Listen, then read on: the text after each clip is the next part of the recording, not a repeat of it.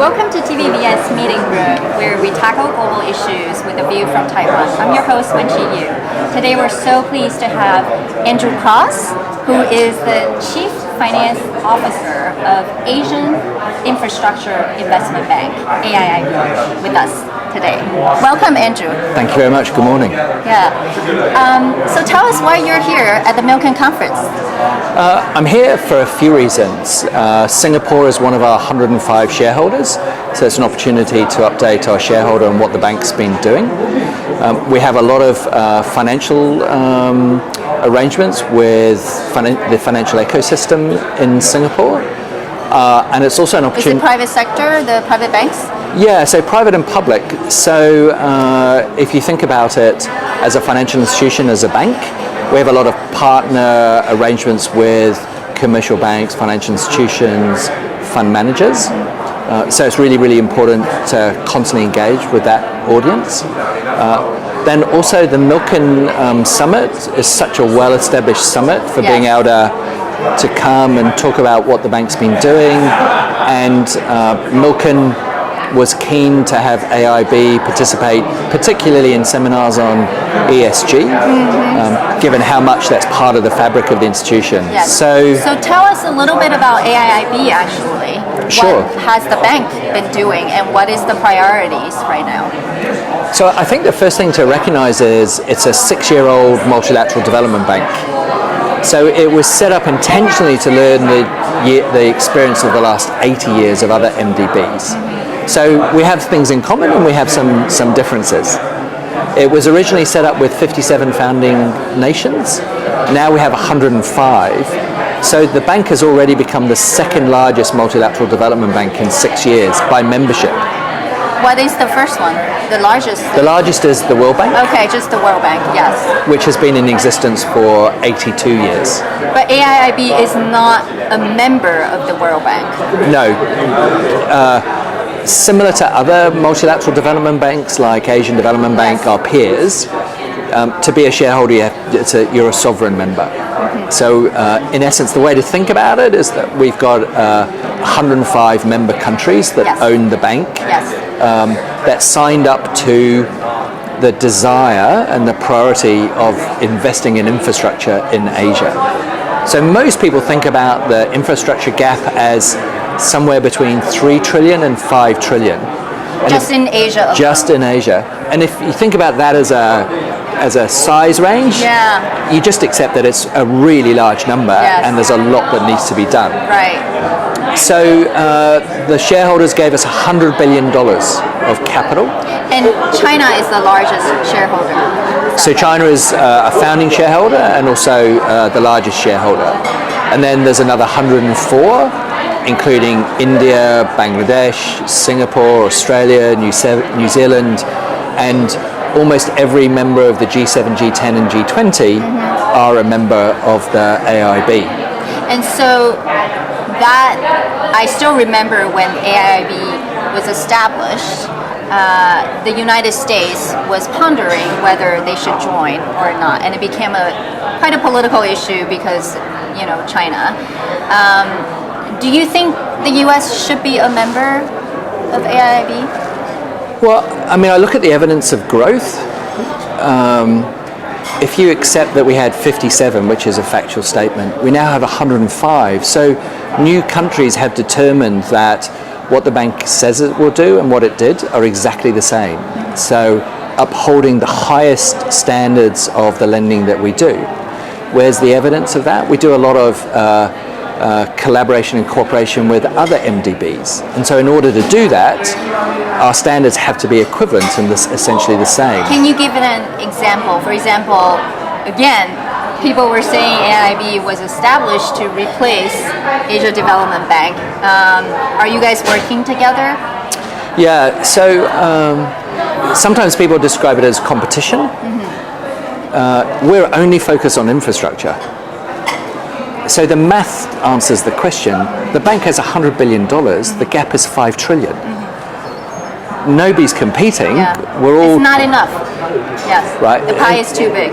Exactly right. So it's in our interest to partner with not just the public sector, Because the real prize that we want to achieve is having 50% of our lending in partnership with the private sector.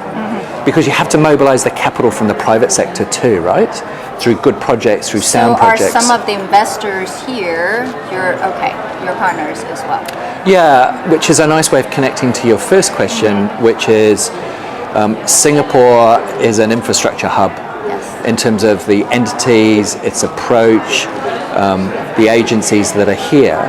So you could well imagine that many of those we're either in partnership already, or we're working with them for project opportunities across Asia through the next generations. Because that's the thing to think about, to always recall, is that an MDB is built for generational investment, not for an economic cycle or an investment cycle.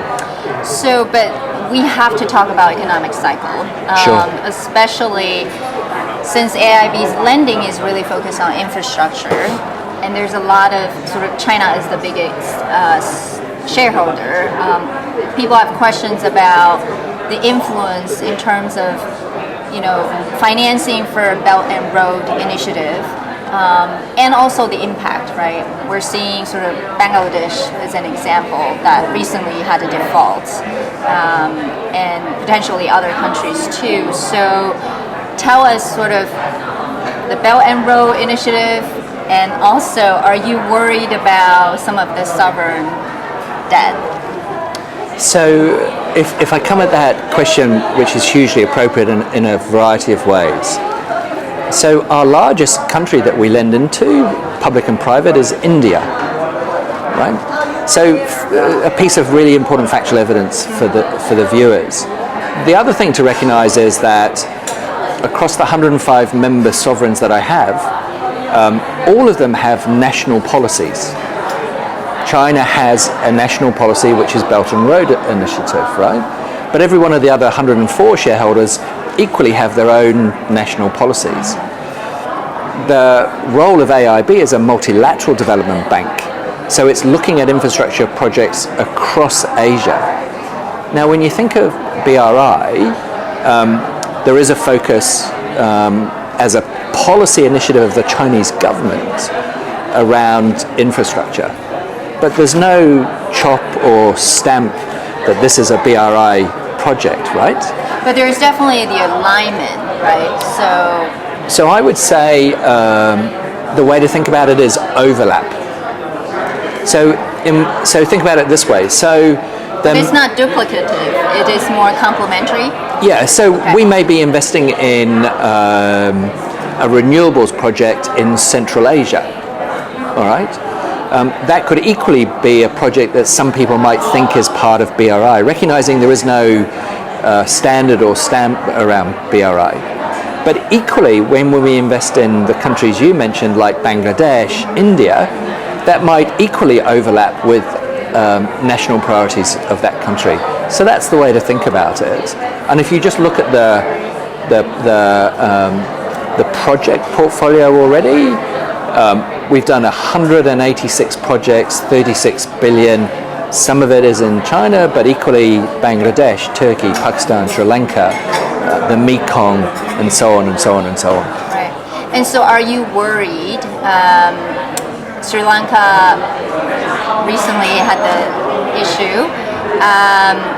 Given where the world is right now, inflation, energy crisis, what is the bank doing to actually support financing of some of the countries? Yeah, I missed that question. You're right to bring me back to it. So think about how a multilateral development bank is set up. We have AAA ratings, which tells you that we have this vast pool of equity for our balance sheet, and that we're built to be generational, which means not just one generation, but 3, 4, 5 generations, which means you have to have a really robust capital structure.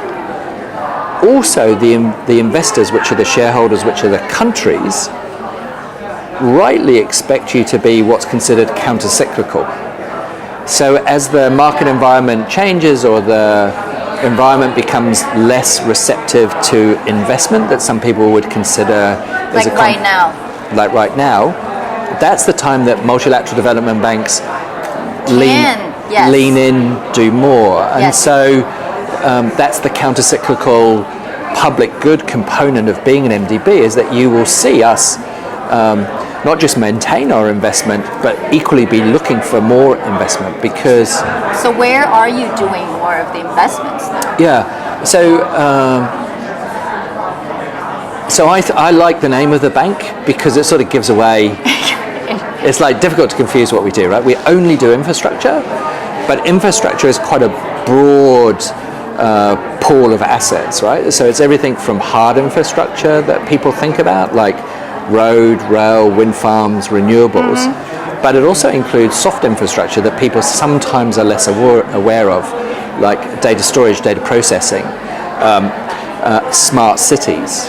All right. So 85% of our investment going forward is expected to be in Asia. The 15% is investments that have a connection to Asia.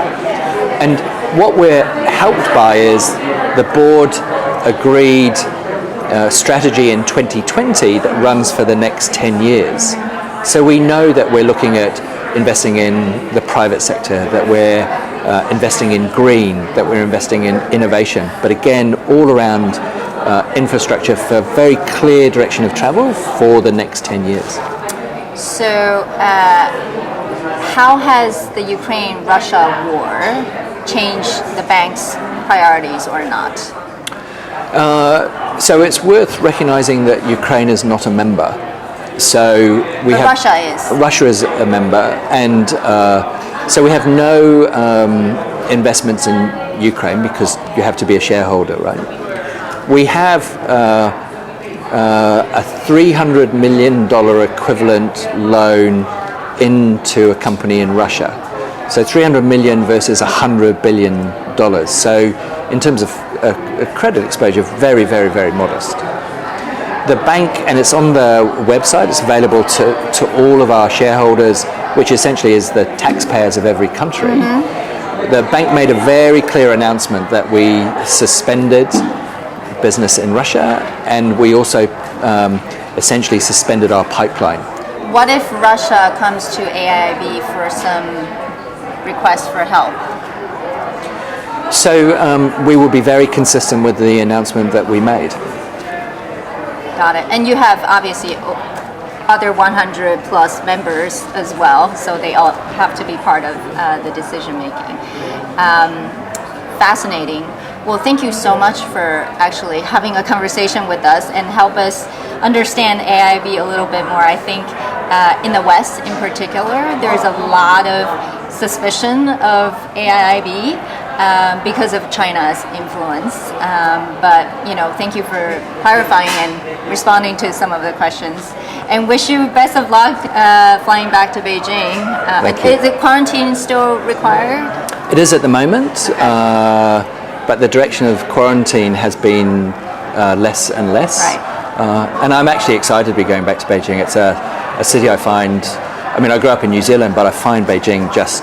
Can be more different, actually. Very, very different, but amazing. So, yes. And it's kind to give AIIB the opportunity to appear on your station. Thank you. Yeah, thank you. All right.